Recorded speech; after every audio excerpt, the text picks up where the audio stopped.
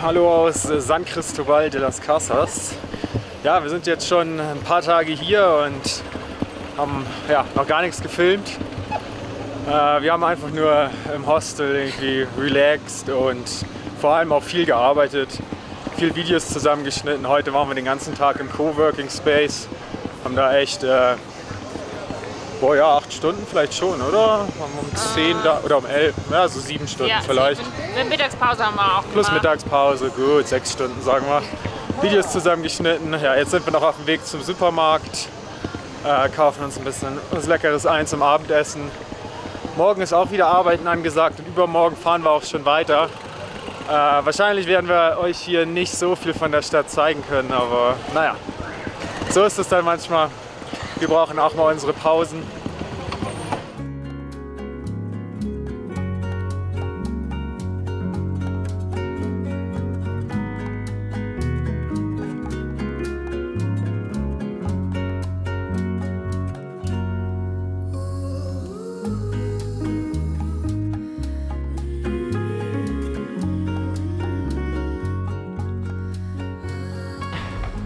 Sind mittlerweile aus dem Tal rausgekommen, war nochmal eine ganz gute Bergetappe und jetzt geht es langsam weiter Richtung Osten bis in die Stadt Frontera Corozal und dort ist die Grenze zu Guatemala und hier sind das ungefähr, ich glaube, 300 Kilometer. Wir werden ungefähr eine Woche dafür brauchen. Quer durch Chiapas. Wir werden ein paar ziemlich spannende Orte auf uns warten, ein paar Maya-Pyramiden, ein paar Wasserfälle etc. Ziemlich schöne Natur. Bin sehr gespannt. Ab geht's.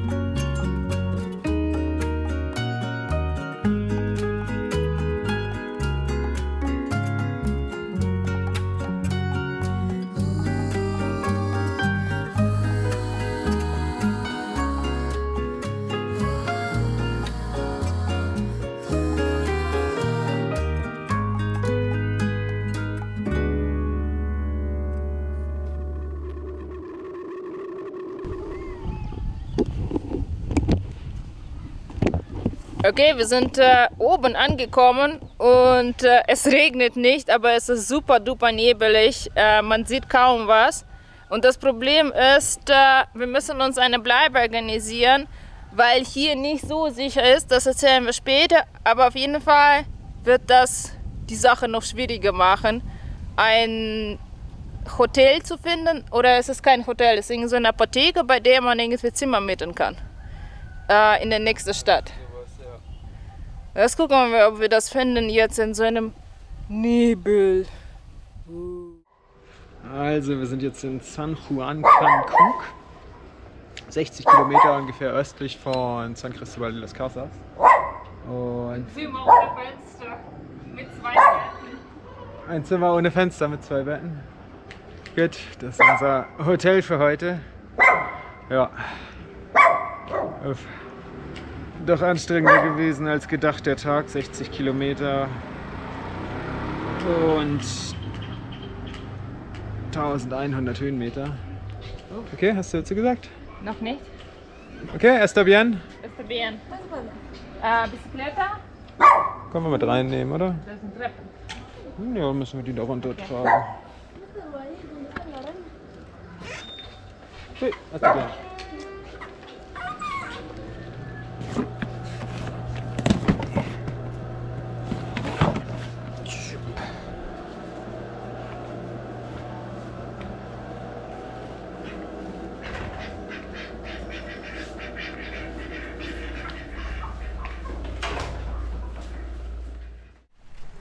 Hola, solo hablamos un poco de español. Buenos días y tenemos que aprender español lo más rápido posible. Und damit ein Dankeschön an Rosetta Stone, den Sponsor dieses Videos. Rosetta Stone ist eine App zum Sprachenlernen, die wir jetzt schon etwa einen Monat lang benutzen. Die Software baut darauf auf, wie man auch als Kind seine Muttersprache gelernt hat. Also durch die Verbindung von Bildern und Wörtern und dem Gehörten. Dadurch entfallen dann langweilige Vokabellisten und man fängt stattdessen direkt in hilfreichen Alltagssituationen an. Gleichzeitig wird durch einen speziellen Spracherkennungsalgorithmus die Aussprache analysiert und durch direktes Feedback verbessert. Wenn du also zum Beispiel zur Vorbereitung deiner nächsten Radreise im Ausland deine Sprachkenntnisse etwas auffrischen möchtest, bekommst du über unseren Link in der Videobeschreibung jetzt ein besonderes Angebot. Du erhältst mit einer Einmalzahlung von 179 € sofort lebenslangen Zugriff auf alle Sprachen in Rosetta Stone und kannst so viel lernen, wie du möchtest, ohne jemals wieder etwas dafür zahlen zu müssen. Zusätzlich gibt es auch eine 30-Tage-Geld-Zurück-Garantie, sodass du dir das Ganze auch ohne Risiko anschauen kannst. Wir sind auf jeden Fall sehr glücklich mit der App und sind fleißig dabei, Spanisch zu lernen. Wenn du Interesse hast, guck mal in der Videobeschreibung und jetzt zurück zum Video. Viel Spaß! Gut, die Sachen wieder zusammengepackt. Weiter geht's. Heute stehen irgendwie 50 Kilometer an wahrscheinlich, bis nach Ocosinco. Vielleicht kommen wir noch ein Stückchen weiter, da gibt es noch eine alte Maya-Stätte, die wir uns angucken wollen. Und da gibt es auch irgendwie so ein Öko-Camp, da könnte man auch zelten. Vielleicht schaffen wir das auch, das wären ungefähr 60 Kilometer. Und ja, also heute auf jeden Fall wieder in einem Hotel. Wir müssen hier jetzt in Chiapas auf dem Weg nach Guatemala. Oder müssen wir nicht, aber ja, machen wir, sollten wir in Hotels schlafen. Weil Chiapas leider nicht so sicher ist, insbesondere halt in der Grenzregion zu Guatemala.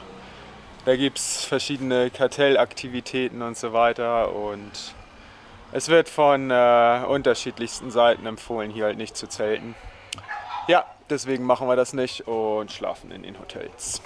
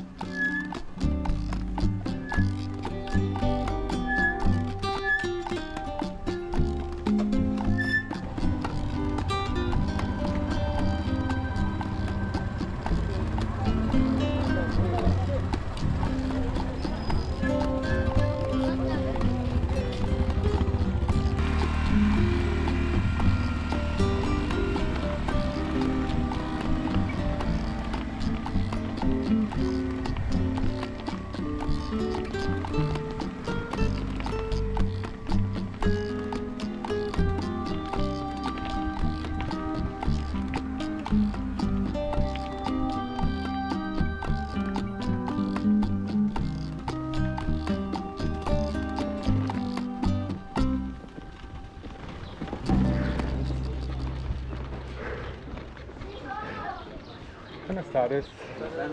¿A dónde? De Cancún.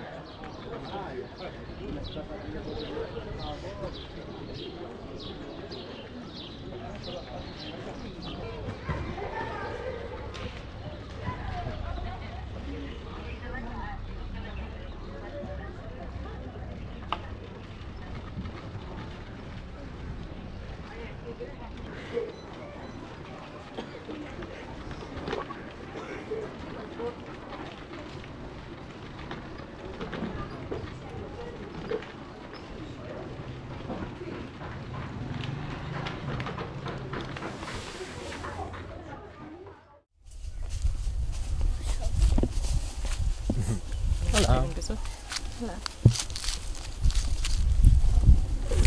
Was zauberst du uns hier Schönes zum Mittagessen? Brot mit Bohnen, Avocados und so einer Salsa.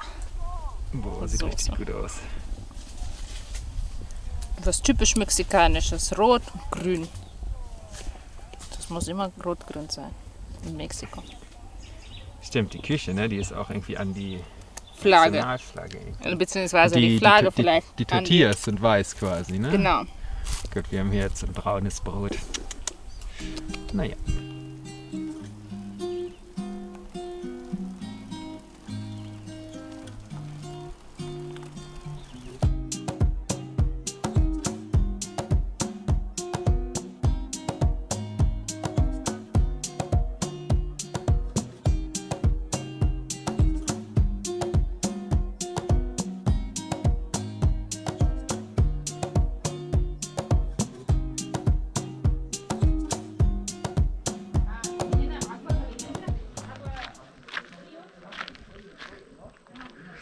Das hier ist was man echt in jedem noch so kleinen Dorf in Mexiko sieht.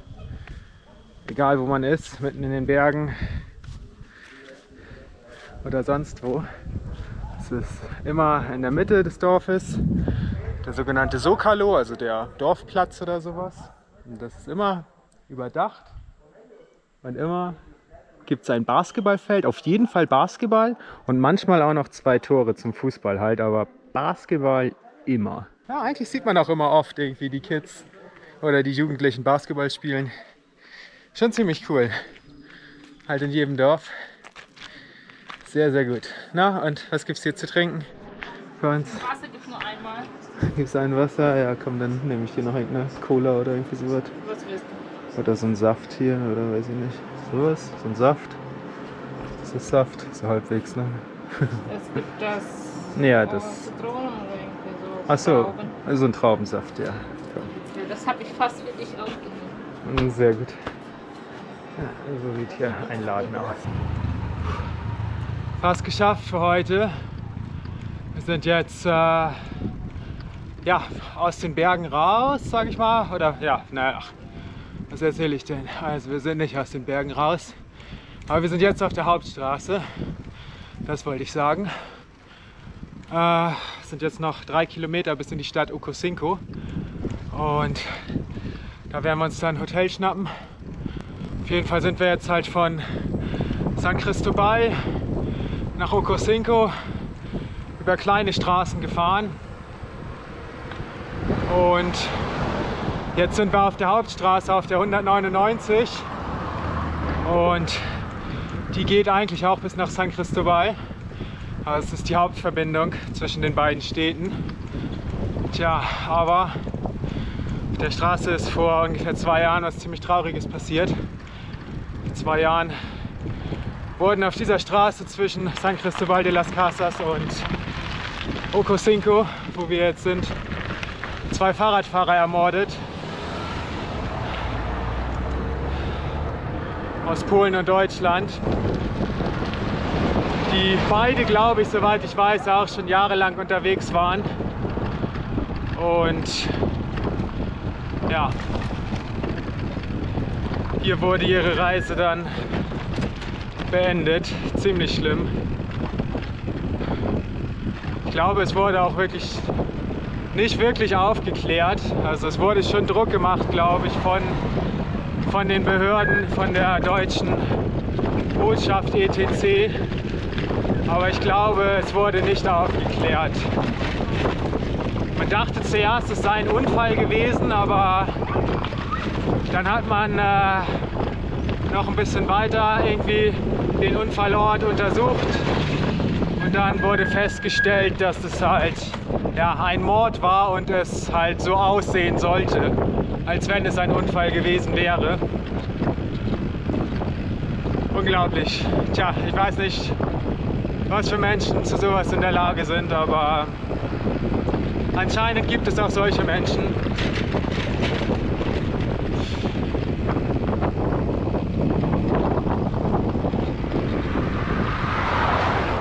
Tja,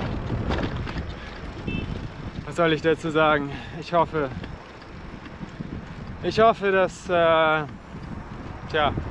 dass sich die Situation verbessert, dass es von Jahr zu Jahr, von Jahrzehnt zu Jahrzehnt immer weniger solche grausamen Menschen gibt und wir irgendwann, vermutlich in ferner Zukunft, auf einen wundervollen, friedlichen Planeten schauen können. Ja, vielleicht.